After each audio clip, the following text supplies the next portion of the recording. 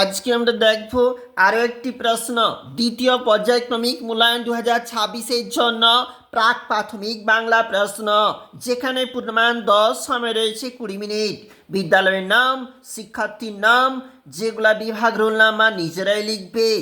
একে তাকে বলেছে দেখে দেখে লেখো। ক, ঘ, ট, প, এ, ওই। আর সবগুলির জন্য তোমাকে দেখে দেখে নিচের বক্সগুলোকে ফিল আপ করতে হবে, আর তুমি পাচ্ছ 3 নাম্বার। এরপরে বলেছি পরের বর্ণটি লেখো। অয়ের পরে তো আ হয়, এরপরে তো হস্যই, এরপরে ওই, ওর পরে ঔ, কয়ের পরে খ, টয়ের পরে লিখেছি ঠ, পয়ের পর লিখেছি ফ। আর এই জন্য রয়েছে কিন্তু তোমার জন্য 3 নাম্বার। এছাড়াও দেখো নিচে বাম দিক ডান দিক মিল করো।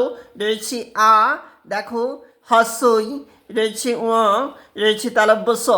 এইভাবে ম্যাচ হবে, রয়েছে কিন্তু 2 নাম্বার। এছাড়াও রয়েছে দেখো কি বলেছে, উল্টো ছবিকে সার্কেল বা গোল আকার দাও। তোমাকে দিয়েছে 2 নাম্বার।